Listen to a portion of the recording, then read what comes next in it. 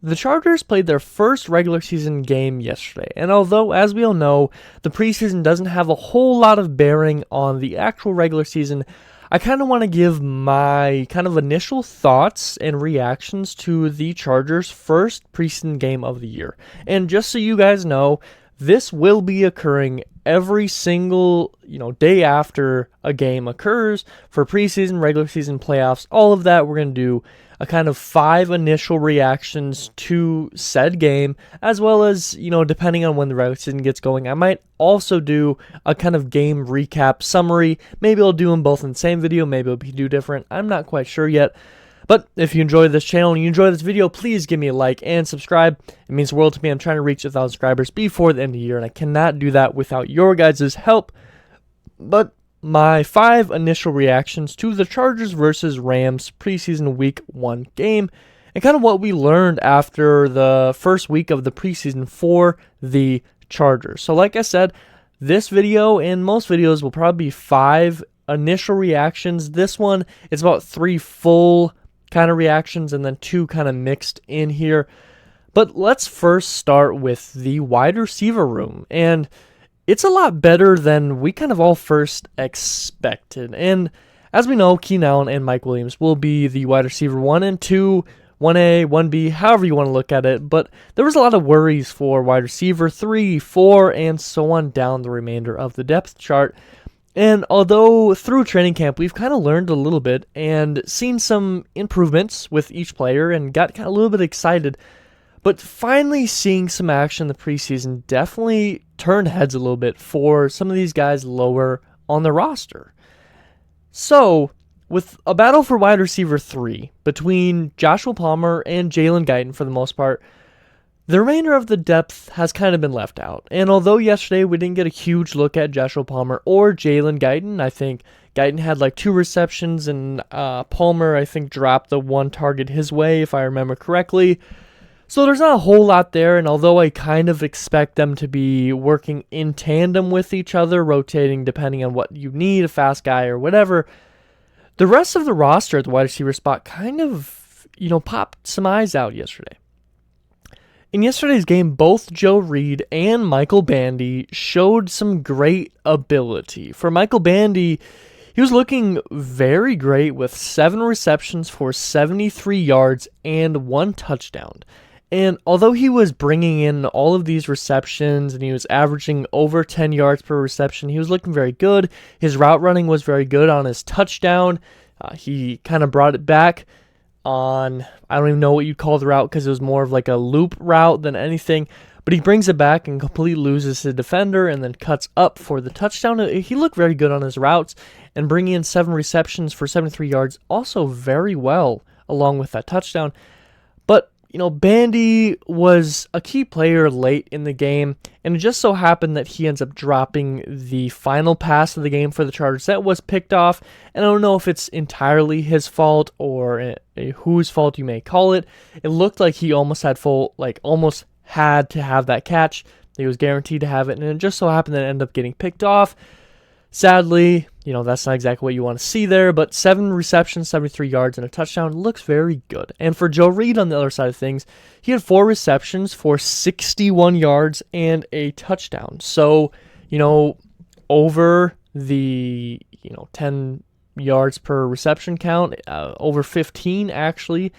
So very, very good, and the touchdown. And although we didn't see much from Joe Reed, being that the touchdown of his was 40 yards, which means he only had 3 receptions for 21 yards, the remainder of the game, outside of that, we didn't see much action, but his speed definitely kind of started to show. And last year we didn't get a huge chance to see what he was able to do, but on that touchdown, he was completely just sat there, wide open. He even had to come back a little bit to get the reception, and his speed, even when he wasn't winning his routes, he looked very fast.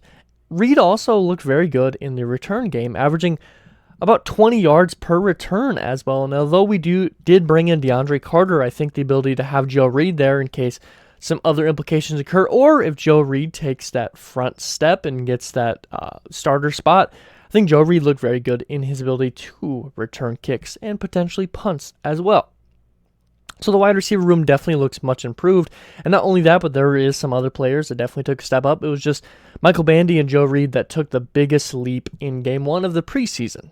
Now, for our next reaction, we're going to stay on the offense side of things, and we're going to go to a different, room for playing or for players, and that is the RB room. And it looks like there's kind of a true competition for RB2 for this roster. Now, late in the year, we saw many players kind of step into that role and then fade away, and they got the chance, but no one were very successful with the role.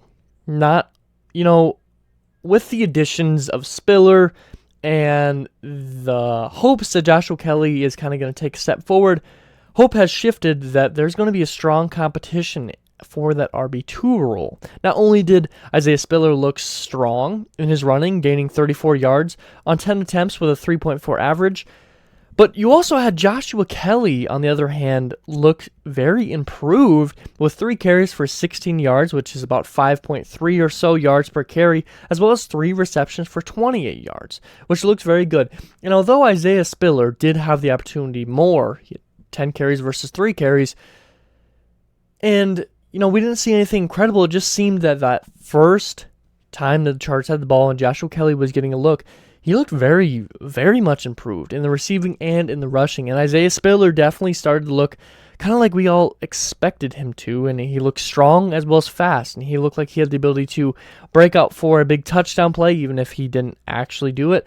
There were some opening lanes that he could have took advantage of that he just kind of let slip. And hopefully, as the year goes on, we'll start seeing him break away with those. But not only Joshua Kelly and Isaiah Spiller looked very good, but even some guys that maybe didn't get the reps as we first hoped looked very good. Xander Horvath, although he didn't get a bunch of opportunities with the ball when he was in there, whether it was blocking or with the ball himself, he looked very good, looked very strong. Larry Roundtree, I was hoping to see a little bit more out of him. He was definitely a little bit more explosive last year than Joshua Kelly was, and it seemed like maybe it flipped. Maybe he didn't get the opportunities that he should have got. It's preseason.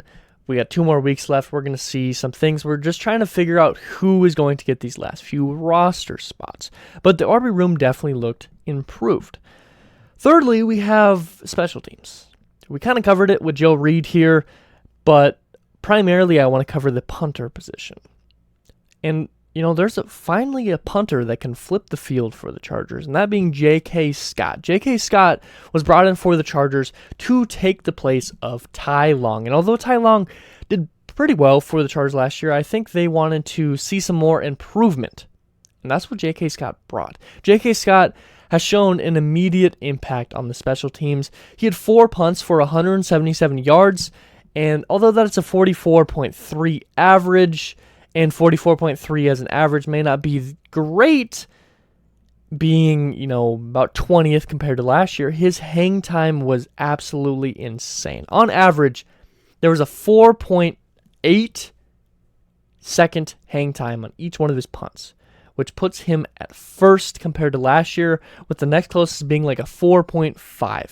So 0.3 seconds longer that ball is in the air than the best from last year, which is only going to allow for your special teams, your punt team, to get further downfield, force some, fair catches, get an immediate hit if they're forced to take it, if there's only like a couple seconds left in a late game situation, or they really want to get yards. You're already there, ready for a tackle. You got multiple people there. It also allows you to, with the amount of hang time, if they decide that they don't want to return the punt and they don't even want to fair catch it because of where it might land, it might get touched back and they don't want to test it, so they let it bounce. Because of the amount of hang time, you can get players down the field to potentially field the ball themselves or touch it down at the 1 or 2 yard line. And I think one of the 4 punts J.K. Scott had yesterday was within the 20, which was something that Ty Long kind of struggled with last year. So hopefully J.K. Scott can turn that, not only get more hang time so that you're forcing more fair catches, which will prevent the amount of return yards, but also put some more in the 20-yard line that, your punt team can field and touch down inside the 20 instead of a touchback. So, special teams was a big thing for me entering this year that I was very worried about, and hopefully, at least in the punt return, or punting kind of part of that, it can go a little bit better than first anticipated. Now, I have kind of a fourth initial reaction, but it's kind of five at the same time. And it's just kind of some surprise players for me that maybe took a step up and are kind of taking their spot on this roster, even though we weren't sure about it.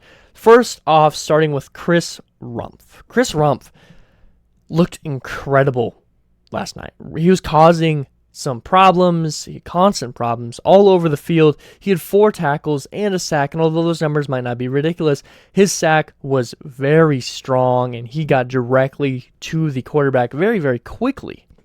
And it looks like he added some muscle onto his length as well, which I think will be very good. And with guys like Joey Bosa and Khalil Mack and even Kyle Van Noy there with him that he can learn under, I kind of have a feeling that he's going to start growing. And Chris Rumpf, I think, can kind of take a big step up. And yesterday, at least on the pass rush itself, it looked like they definitely improved with guys like Morgan Fox and other players taking a step up as well.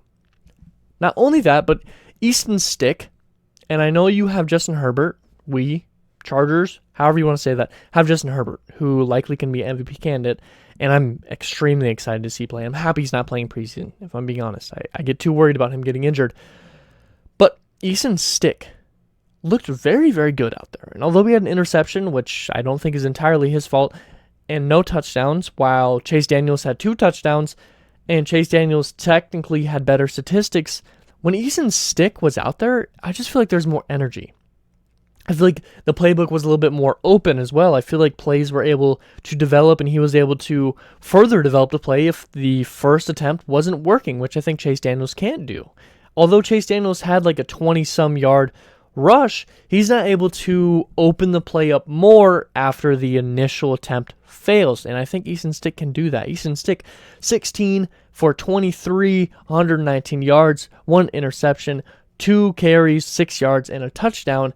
I think Easton Stick deserves his spot on this roster, and although there's only 53 spots, and maybe you don't want 3 quarterbacks because you can bring someone in, I think if worse comes to worse, knock on wood, I shouldn't be saying it, but if something were to happen to QB1, not even going to say his name, Easton Stick is a better option than Chase Daniels, and I think that's something that's kind of important to speak on. I think he deserves a spot on this roster, and I think he could be a starter on some other teams. Truly, I think he could be a starter on some other teams that maybe want a young guy or are willing to take a risk and already in the bad spot.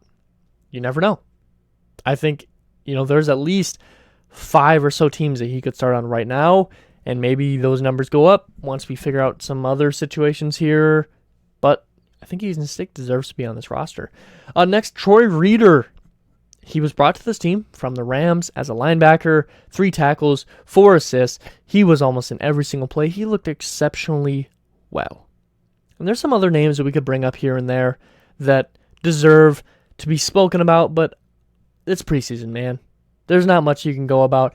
One kind of last thing I want to touch up here is although preseason may not be extremely important in regards to how you're going to do the rest of the season, coaching is something that you can kind of put your finger on and see continue into the regular season. You might see players not do well, you might see plays not do well, but the coach's ability. And I guess my final point here is the way that this team was being ran, offensively, defensively, top to bottom, looked very good. They were converting their 3rd downs, which is very good to see, especially with backups being out there. They were able to play good defense. They were able to force some 3-and-outs. And although it wasn't incredible, you weren't forcing turnovers, you weren't getting a bunch of touchdowns, and although you did lose the game, I think as a whole, the coaching looked very well. Coaching is from top to bottom. If coaching looks good with your backups, it's likely to look even better with your starters. And I was a little bit excited about how this team was already looking with the backups being in. Without seeing guys like Joey Bosa, Khalil Mack, Justin Herbert, Keenan Allen, Mike Williams, all these guys, we didn't even see them touch the field, and this team was already looking good. And I think that has to big props to the coaching staff that this team does have.